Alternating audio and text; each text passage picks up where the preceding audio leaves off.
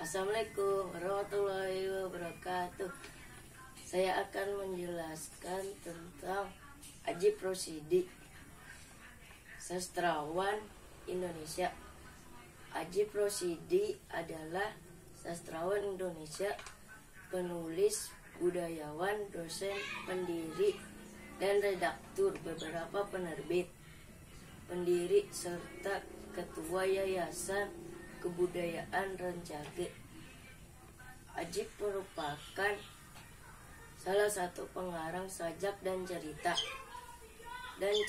pendek yang paling produktif, 326 judul karya, dimuat dalam 22 majalah.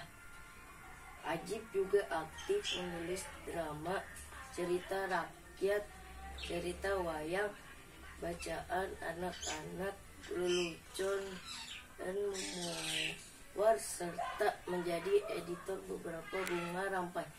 Wassalamualaikum warahmatullahi wabarakatuh.